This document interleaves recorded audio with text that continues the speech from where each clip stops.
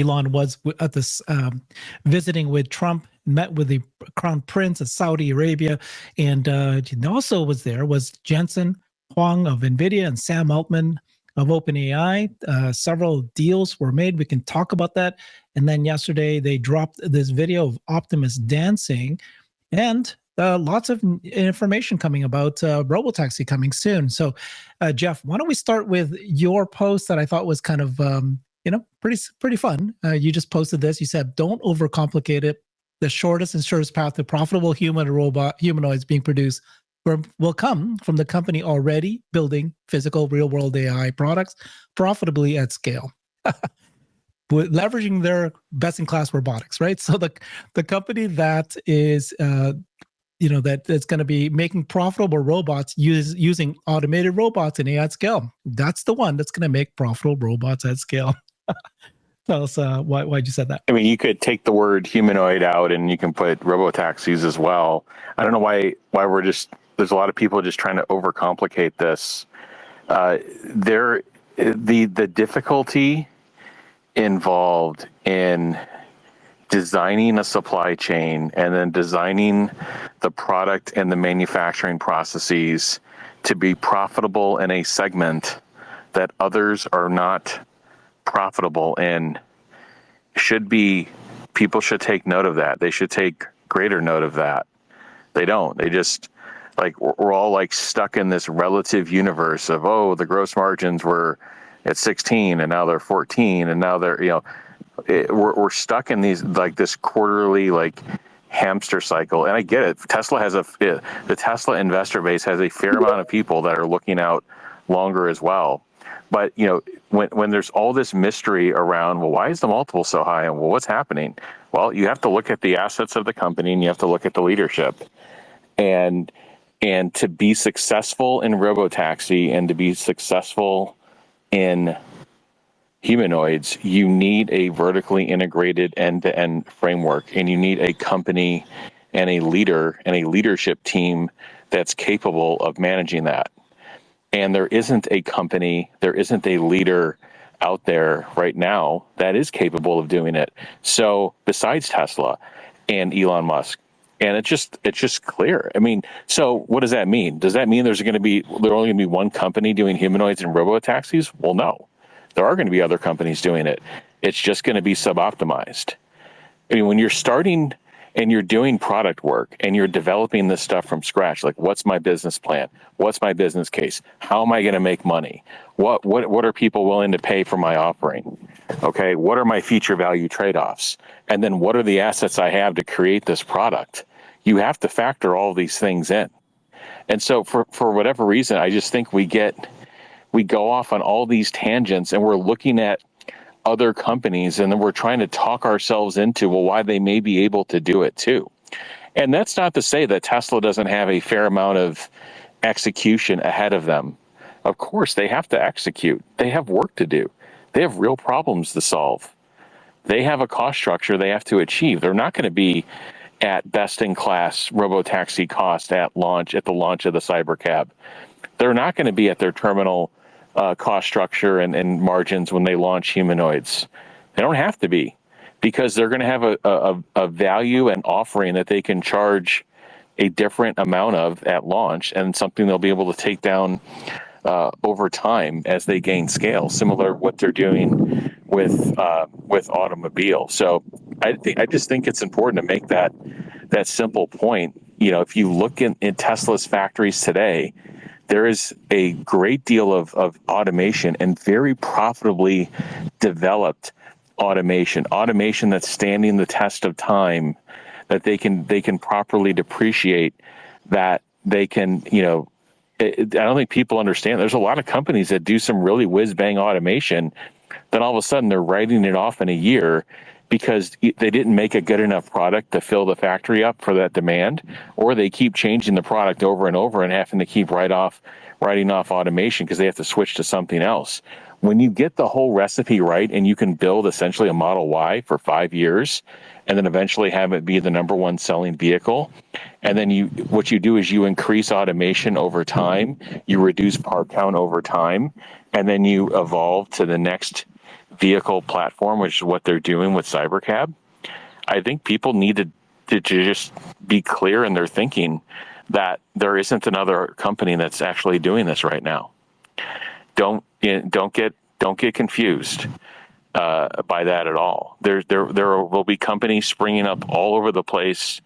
Oh, here's a Slate, or here's a new EV maker, here's this and that. Companies have to demonstrate that they can build profitably at scale. And there's going to be some variation in that as markets vary, as macro environments vary. But in general, there's one company that's been able to do that. And so when I saw the automation of the product, driving out of the factory, putting itself into distribution, there's no other example of that in manufacturing of that happening. And there's no reason for Tesla to stop there. Tesla AI can go deeper and deeper into the factory, and there's so many other examples of what they can do.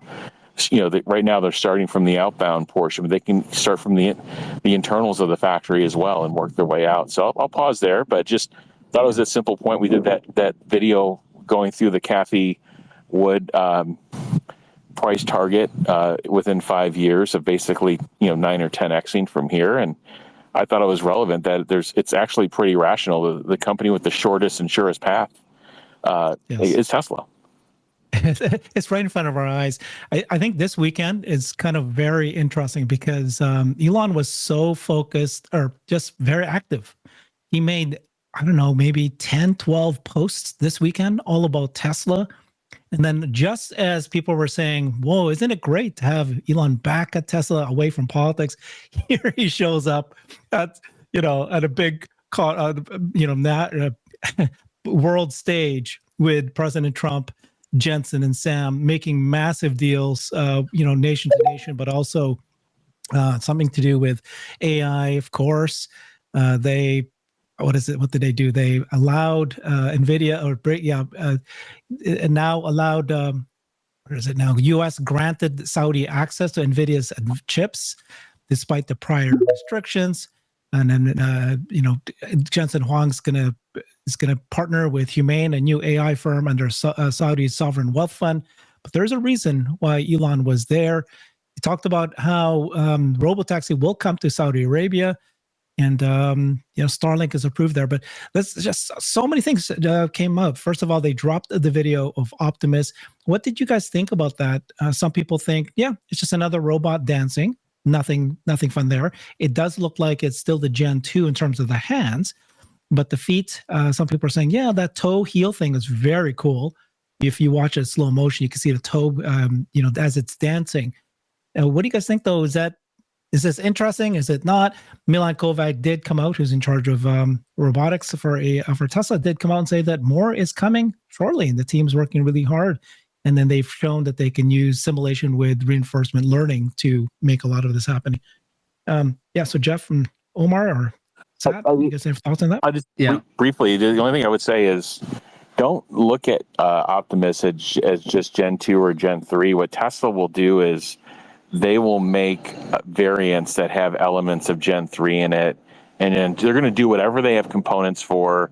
And as things come in, they're just going to build and iterate. They have a very iterative development cycle, very rapid, very iterative development cycle. So there could be elements, brand new elements in that Optimus and actuator design that allowed them to do that. There also could be breakthroughs that we're just not aware of that give them the cost structure or the removal of certain actuators, which is what they really need.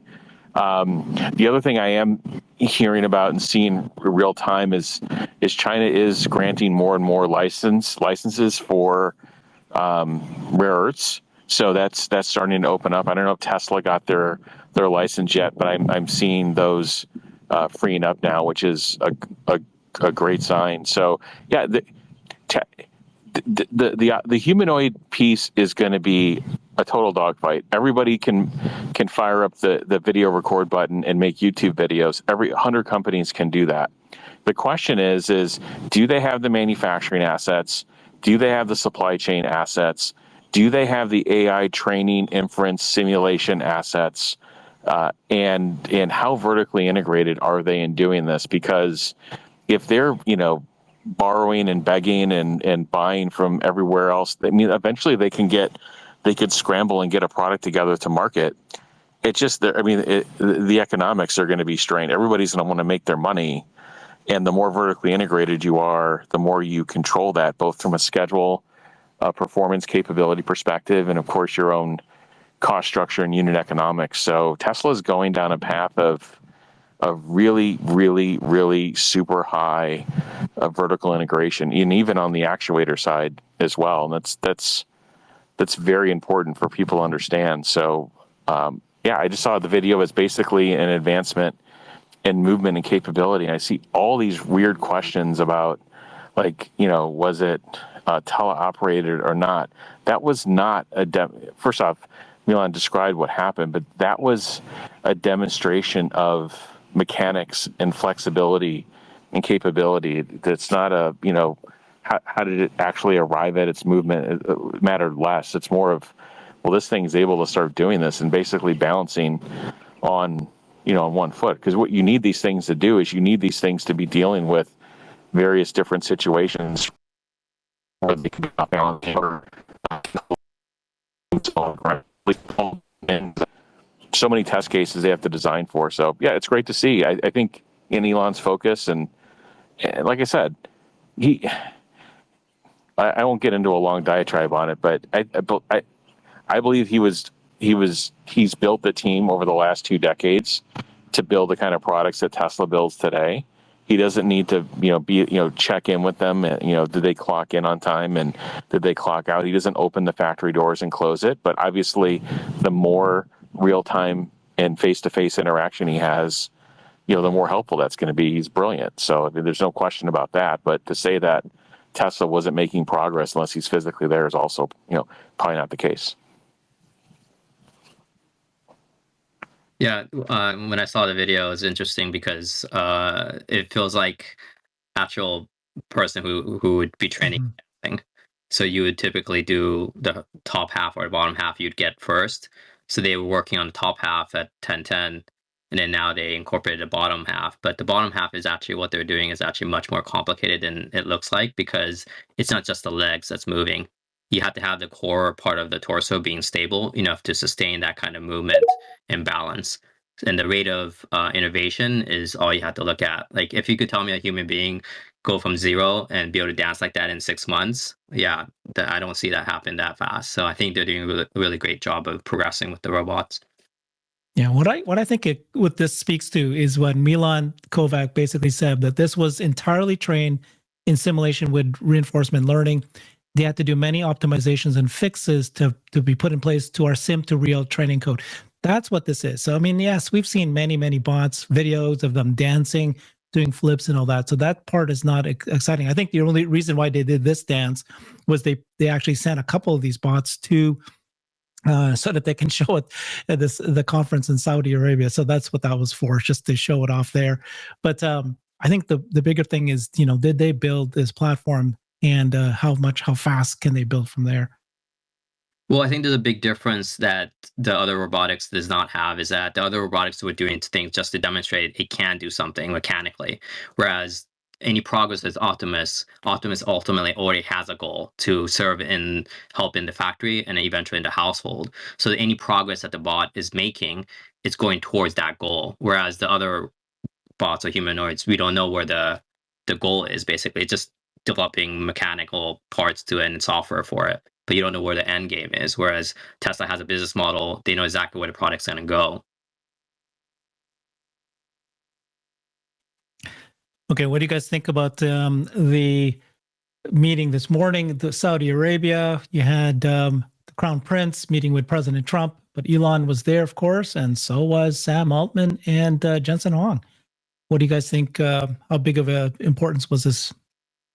Well, they had the biggest investment, capital outside of Silicon Valley, so, or maybe it rivals 600 billion. Yeah. Yep. I think that's part of the reason why, because Trump's been trying to get more countries and to invest in the U.S. in production or commercial business in the U.S. Yeah, looks like that they signed $142 billion arms deal, and they secured $600 billion Saudi investment in the U.S. They announced Elon announced Starlink approval for maritime and aviation in Saudi Arabia. And then there's $80 billion in tech deals with Google, Oracle, Salesforce, and others. Tesla will launch Tesla Robotaxis in Saudi Arabia, and Elon demoed Optimus. And then there's a new AI partnership with Nvidia and Huang, Saudi's AI startup. So big deal. I still am on my conspiracy thing that I think that the best place for them to have a solar farm would be in Saudi Arabia. Maybe it's one place that they might strike a deal. And, you heard Elon talking about a 1 terawatt compute power that he's thinking about doing, and that could be one way to do that. Jeff, any thoughts on this morning, the Saudi deal? Yeah, I would just say don't underestimate the importance of demonstrating and familiarizing major government leaders on humanoid robots and robotaxis, and continuing to beat that drum and drive that message home, because you're going to need these very leaders to deregulate or regulate and deregulate. There's regulations that don't exist that need to exist, and then there's deregulation needed, and there's just support needed if it's rather financially or politically, because these things are they're going to have problems. They're going to fail. People are going to get hurt, but the ability to deliver and support that message and support that this is actually going to get us to a greater good, whether it's more abundance of services and manufactured goods at lower costs, or whether it's safer roads, net safer roads along the way. So don't underestimate getting two very strong economic powers behind this. And yes, they're just demos of a product, but it's getting all these tech leaders together to talk about this, because these leaders in government, they're focused on 1,000 other things, and to be briefed and to be involved with these innovations, and to make sure that their countries are first and innovating here, and they're supporting it, is great. What the president is doing right now on this AI diffusion is unbelievable. We've been going in reverse for about 2 or 3 years. Literally everything that was coming out was basically a rule to limit, and not just China, it's all over the world, just to limit the distribution of these assets and this capability, especially from Nvidia, AMD, Broadcom, and others. And so what the deregulation work that's happening here and removing of these restrictions, if you're into some of these names, it's a fairly big deal. Not that they didn't have tremendous demand without it, they do, but this obviously helps maintain their leadership and doesn't force these countries to look at other alternatives when the best product exists from these U.S. companies. So I think these meetings are very important. I think Elon and his companies are positioned well, whether it's Tesla and robotaxis and regulations and getting approvals in these regions, but SpaceX, and whether it's in Starlink or XAI, he's in a very good spot with these governments. It shows he's got a great relationship with the president and the leaders of other countries. So this is a detriment. This is a blocker for some, but not for Elon and Tesla. It's positioned us very well. Mm-hmm. The only thing I'm worried about is it's just a small thing, I guess. It's just perception, right? To bring humanoid bots to heads of states, of governments. I'd rather hear more about companies buying it. But just got to be a little careful about how that's perceived. Now, like when you wrap it up like you did with AI and data centers, and of course, and it's important to include robots there, but I don't want them to announce a big Saudi Arabia deal to buy, millions of human robots. It would be great for us as a Tesla investor, but just perception-wise, that wouldn't be good. Big things are happening. You've got Elon talking about the terawatt of compute online. And then the Cortex 2, Joe Techmeyer follows that up very closely, and he found the permits are out there. So that is being built, and that's certainly happening. So that, Tesla's moves to build AI is going really fast and furious. But now you've got Elon talking about terawatt of compute. We've got, I think Warren asked Grok what that meant, and a terawatt of compute would be like 1.4 billion H100s. And that is right now Colossus in XAI's Memphis, considered to be one of the largest supercomputers in the world right now. That is 200,000 GPUs. And so this would be 3,333 times that amount. That's how much he's thinking about right now. Thoughts on why he's doing this. And of course, this is about Earth, trying to get, moving Earth up into harnessing all that power required to compute. But boy, this is big visions of what he's trying to do here. Sat, do you have a thought on that? Is that going to be all? Is that from Nvidia that they're going to buy? No, I don't. Of course not. I mean, he's just no. I mean, it's a undertaking, and yeah, I mean, the market for AI is like huge. So I think even it's kind of interesting that the chip manufacturers and designers of the chips are like, the stock's been down quite a bit, considering that we're at the cusp of like all these humanoids coming up, and then AI and ChatGPT. So I feel like this is a time of those investments. It's gonna, if you can ever get hands on them. The only one you can do on the market is Tesla, but the chip manufacturers are definitely going to benefit from it. If you read his post, Elon's post, he's been thinking about the fastest way to bring a terawatt of compute online. And what he'll need is the equivalence of electric power produced in America today. That's how he's thinking about the power, which is I guess the rate limiting stuff for him. Yeah, I think right? the infrastructure is a bigger hurdle than the actual making of it. I mean, that's going to be hard too, but the execution, like Elon's made, 100,000 with the Giga Texas side. But if you're talking about that kind of power use consumption, the infrastructure doesn't support it yet. So you need to build that first out. So I think that's the only hindrance that would be there. Because at Elon, obviously goes by light speed. So it's physics that's going to stop him. Yeah, I mean, I want to be invested in the guy who is not only today building the largest supercomputer in the world, right, with XAI's Colossus, and of course we know Cortex is following fast. Now we know there's Cortex 2, and then they're taking the 300,000. There's rumors that XAI Colossus is already at 300,000 GPUs. That was what I think David Sachs said at his podcast last week. And then they've got a goal of making that 1 million. GPUs equivalent. And then here he is talking about a terawatt of compute. Oh my God. And then people are going, okay, 10 starships can produce a terawatt, he said. Somebody said a lot of solar in the middle of a desert could work. And Elon said it would.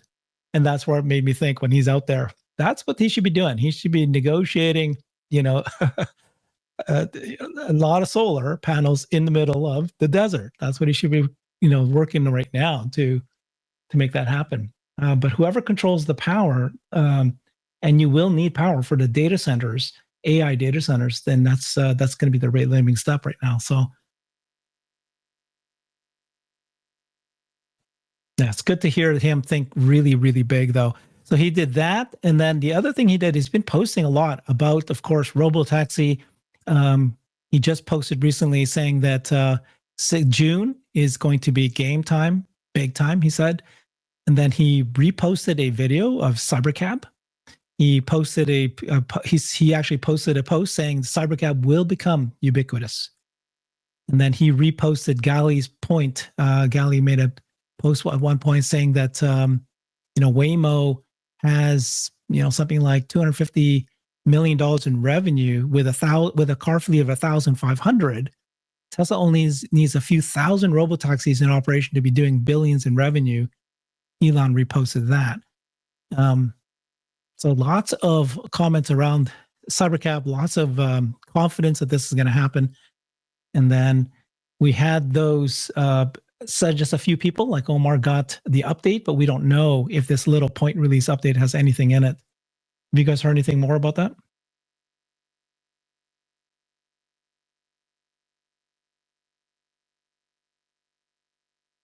No?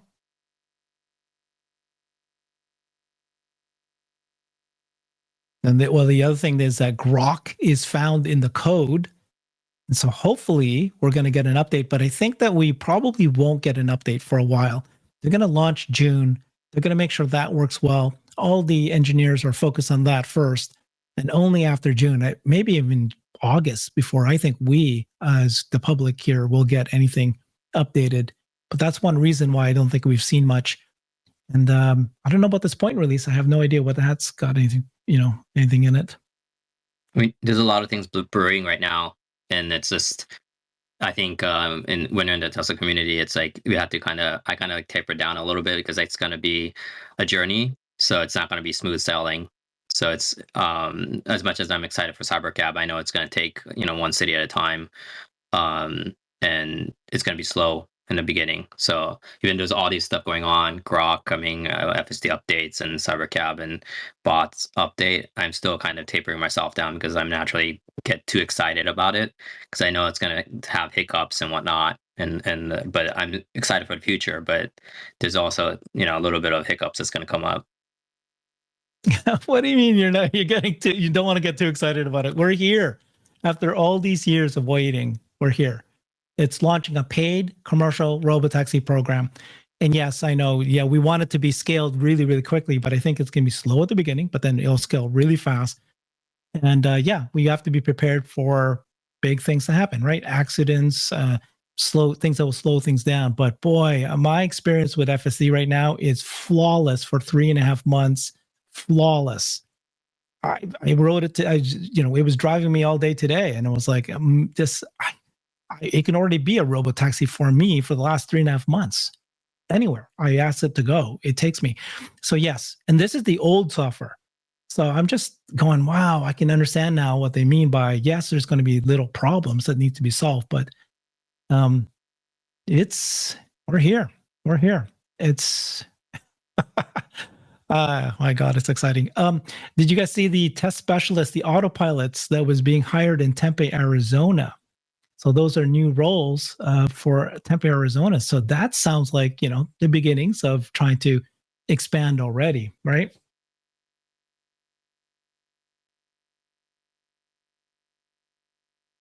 Am I losing you guys? What's going on? Let's invite folks up here. You guys have any questions? Anybody? Bring it up. Yoda?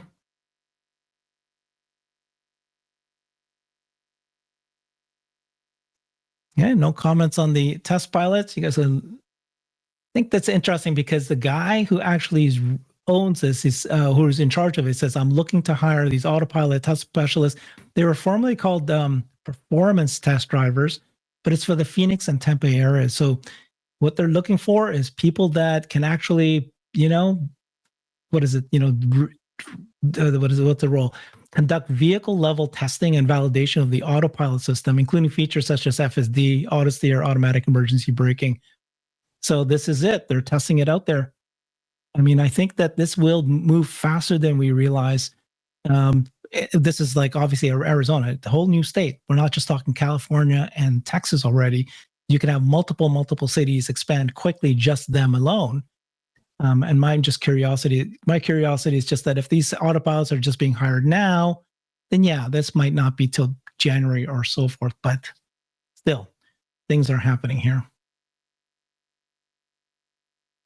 Yeah, no, I think Tesla will, bring this solution up in Austin, and they're going to debug it. They have to debug everything top to bottom, whether it's, it's charging, whether it's, the fleet management software, whether it's certain reporting metrics, vehicle availability. They're going to want to have all these KPIs on a dashboard. KPIs are key performance indicators, and have very clear goals of how to get the system running so that as consumers experience it, it's a great experience. And as they do that, they'll expand. I think the difference, though, between Tesla and others will be is, their N+1, or as they bring up additional cities, regions, will be faster than others, will be in greater volume than others, and will be in greater service areas than others. Those three things are huge. I can't order a robotaxi now to take me from my home in the suburbs to the airport. It doesn't exist. The service doesn't exist. So I think those are the people ask, well, what's going to be different? How is it going to be different? Those are three examples right there. And then you can go, as they get greater vehicle volume, they get greater utilization of their service, their costs are going to come down dramatically.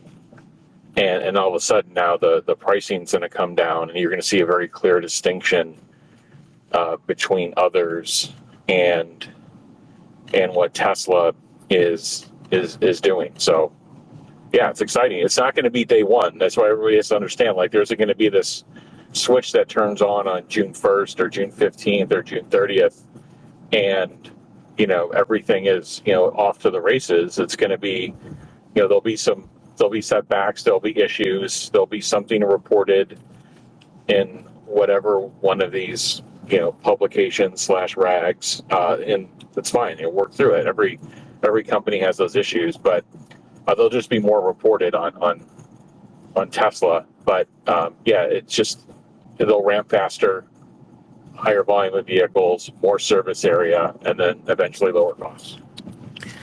I think the thing that I'm looking forward to is how fast Cortex 2 goes online.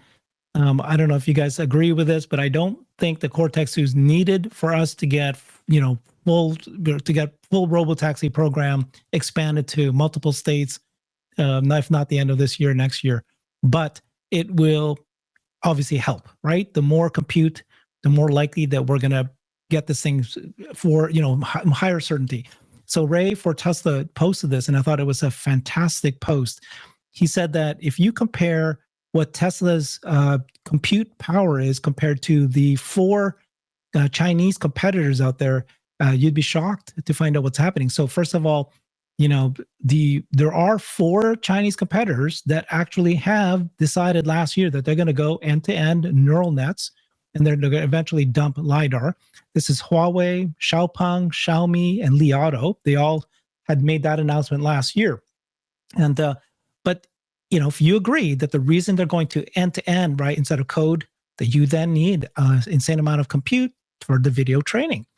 And then he laid it out that said Huawei has 7.5 exaflops. Xiaopeng has 10 exaflops. Xiaomi has 8.1. Li Auto has 8.1. Tesla has 3 times more compute than all of them combined, or at least 10 times for each one of these. So that's what they have now. And then as they get more, it's going to be, crazy, just crazy.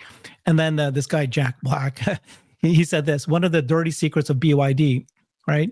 So everybody thinks, oh, BYD, they've got their FSD and they're going to go and roll it out to all of their cars. They have 1.8 million BYD vehicles that's going to have it, as soon as they want. Well, that's not true.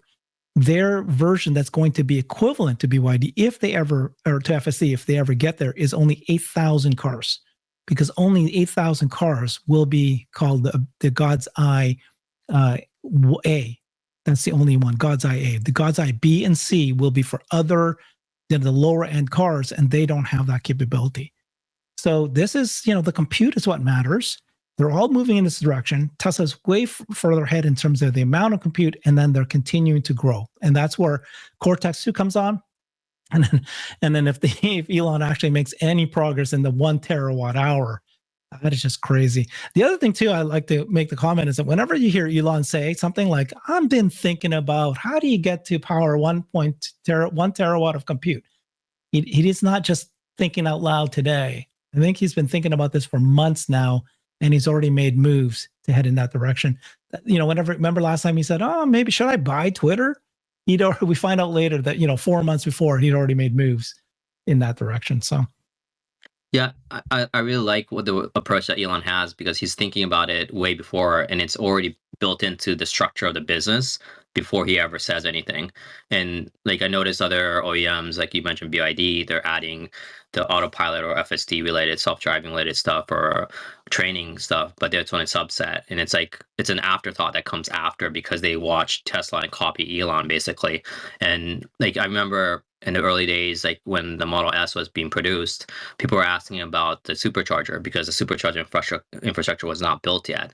And it was already built within the car's price to build out the supercharger. Whereas the current OEMs are trying to break even just on production. They're not even including infrastructure or the software. The software is coming after. So it's not even part of the business model. It's like a tack on. Whereas Tesla has always had it within their business structure. And I think that's the biggest difference in success and versus the other OEMs. Yeah. Okay, hmm Herbert, can we talk about what's going on with some of the other OEMs? Okay, go for it. Yeah, I mean, there's been, I mean, I think almost everybody's reported, and I put a post out on this today as well. I mean, whether it's Porsche, BMW, Mercedes, Ford, Stellantis, today and yesterday it was Honda. Honda 70, I think 4% lower net income. Nissan's similar, I think it was 96%. It was a bigger number. Hyundai as well. All these automakers are materially lower in income. And that's even after kind of at least in the U.S., a gangbusters March. Everybody's trying to get ahead of tariffs. So there's definitely something going on in macro auto. And so with Tesla, there was all this noise about the Model Y transition. And there's this certain group of people that think that had absolutely, the fact that Tesla produced 100,000 less vehicles in Q1 had nothing to do with their sales decline. Okay, well, that's not even thinking logically.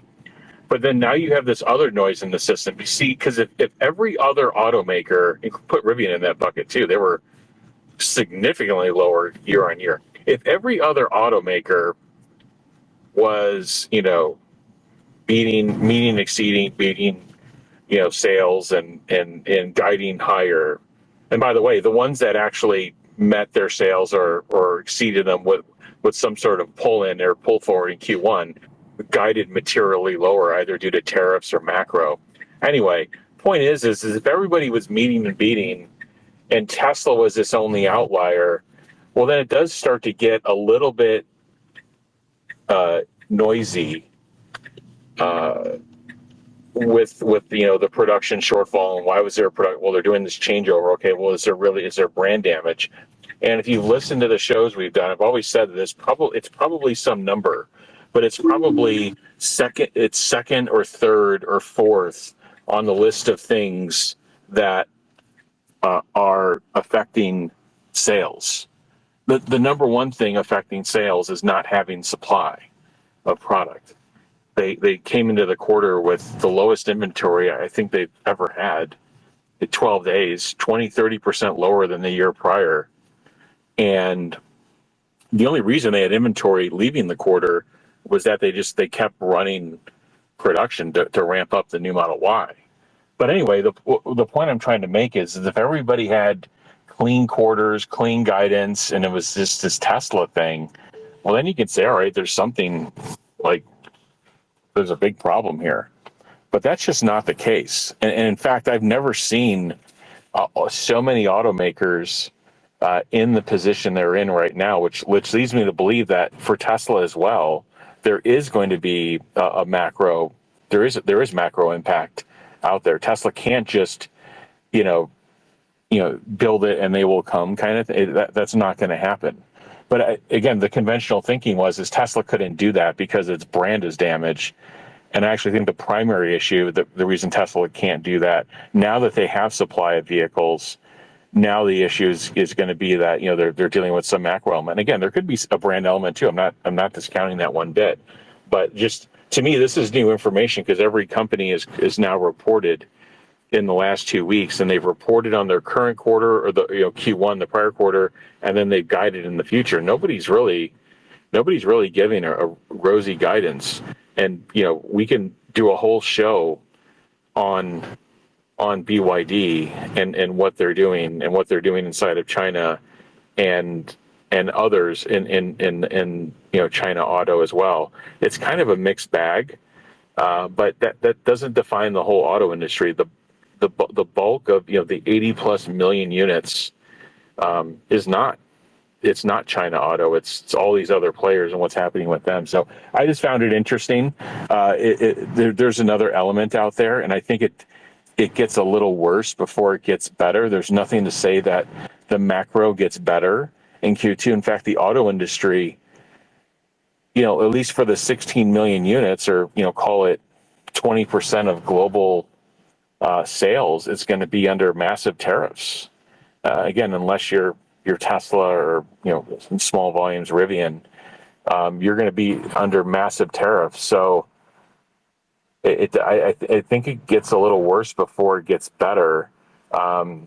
Tesla has, if they introduce lower cost vehicles, they have a chance to follow in the trajectory of some of the Chinese. When I say follow, I don't mean like follow like copy. I mean follow in terms of enjoy some of the benefits of getting higher market share and more volume of units by getting into lower TAMs that have greater demand elasticity and greater supply pools in those TAMs. That's the only reason they're growing. They're not. The Chinese aren't taking over the 30 to 40,000, the 40 to $50,000 segment. Sure, there are some vehicles that are doing well, but Tesla's outselling them in the segments that Tesla actually participates in. That's not disputed. By the way, you won't hear that conversation. You'll just hear people talk about top line sales units and top line revenue. They actually won't get into some of those details. But I just found it interesting and just wanted to talk about kind of current state and what I see happening in the coming quarter. Yeah, that's very important. You have to look at the entire auto industry. If you follow AJ, you'll see that. And then just the two bit of news that came out this weekend was Nissan is going to cut 10,000 more jobs. That's on top of the previously announced 20,000, including those previously announced, to now total 20,000. That's 15% of its entire workforce. And then this tariff, like you pointed out, is still, regardless of the the new deal that they signed with China, it's still impacting quite a number of the automakers. Hyundai backed away from their version, they call it hypercasting, their version of gigacasting. They've postponed that for a couple of years to 2028. And the number one reason is because of tariff, the 25% tariffs on their vehicles that they're importing to the US. That's going to be hit hard. And so they estimate that they're going to get hit of around $5.9 billion, which is 30% of their combined operating profits between Hyundai and Kia from the previous year. So this is a big deal, and this is an example of an automaker pulling back. And that's GM's getting hit, Stellantis is getting hit, Ford's getting hit. Those three alone are 10 billion. The Kia Hyundai 5 billion, 15 billion of margin variance occurring. By the way, there's no tariff relief for autos except if your company's name is Rolls-Royce, Aston Martin, or Land Rover, because the only reduction in tariff imports was for UK made product, very small volumes. The rest are getting slammed with 25% tariffs. The people thought that like there's some deal with China on. There's no deal with China on. It's 130% tariff on EVs coming out of China. So the Section 301 tariff is not removed. That's still on. That was put on, and it was increased. It was put on a couple of years ago. It was increased last April to 100% on China-made EVs. That's still there. So you have that plus the fentanyl plus the reciprocal 20 and 10. So now you have 130% on autos coming out of China. So there's going to be no let up there. It's still 25% out of Mexico and Canada, and it's still. Now, there will be an auto parts. So if you have auto parts coming out of China, I think I have to look at that one again. I guess it depends on the component and how it's classified.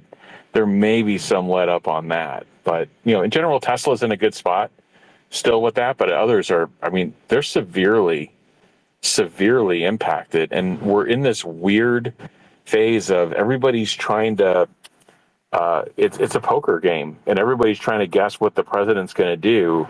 And if you're a CEO and you kind of get on TV and, slam the administration and slam everybody involved, you may be delaying an exclusion that could be coming your way.